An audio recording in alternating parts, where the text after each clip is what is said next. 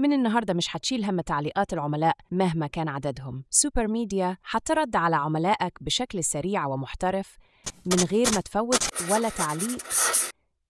تعال أقولك إزاي سوبر ميديا هتساعدك تحقق أكبر معدل تفاعل مع عملائك. أهلاً بكم في فيديو جديد من سوبر ميديا. النهاردة هنشرح لكم خطوة بخطوة إزاي تعمل رد تلقائي على تعليقات الإنستغرام، وكمان تبعت رسالة خاصة لكل اللي بيعلق على بوستاتك.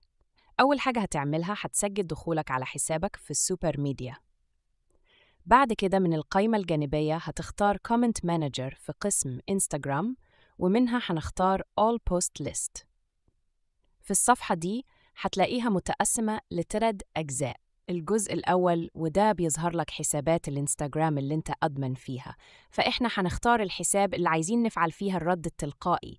بمجرد ما نختارها هنلاقي إن البوستات المنشورة على الحساب ده ظهرت في الجزء الثالث على يمين الشاشة دلوقتي.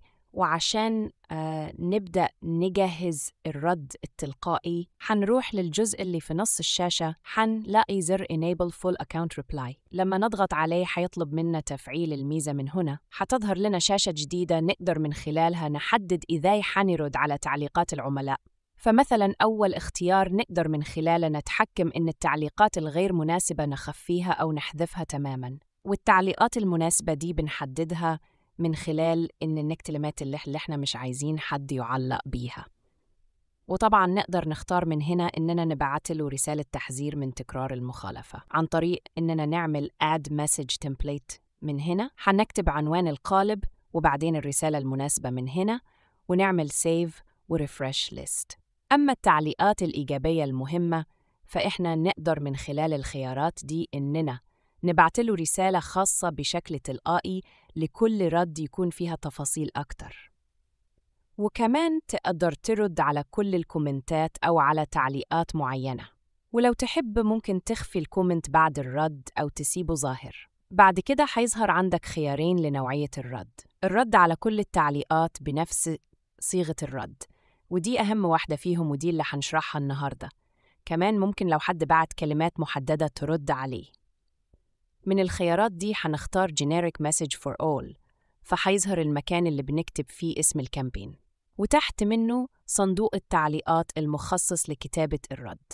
هنكتب فيه الرد المناسب، ونقدر نختار إن نعمل منشن للعميل، وتحت خالص هنقدر نختار Template الرسالة اللي عايزين نبعتها بالتفاصيل للعميل، أو نعمل تمبلت جديدة. هنكتب عنوان القالب وبعدين الرسالة المناسبة من هنا، واللي ممكن تبقى نص صورة أو مجموعة خيارات مميزة جداً هنشرحها لكم بالتفصيل في فيديو منفصل. والمميز هنا إنك تقدر تعمل أكتر من رسالة مع بعض. بعد ما نخلص الرسالة نعمل Save وريفرش List. كده أنت جاهز تستقبل التعليقات وسوبر ميديا ترد نيابة عنك. تعالوا ندخل على أي منشور على الحساب ونجرب كده مع بعض. نكتب أي رد على البوست ده ونشوف هيحصل إيه. كده تمام، في رسالة وصلت. وكمان لو عملنا ريفرش هنلاقي إن البوت عامل رد، ولو دخلنا من الأدمن هنلاقي إن البوست مخفي ومحدش تاني هيعرف يشوف ردود عملائك.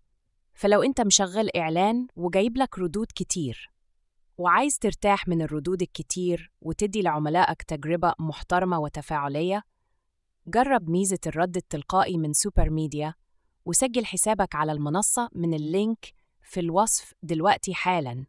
وما تنساش طبعاً إنك تعمل لايك للفيديو وتشترك في القناة علشان يوصلك كل جديد.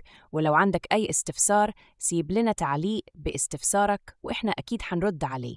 أشوفكم في الفيديو اللي جاي وميزة جديدة من مميزات سوبر ميديا.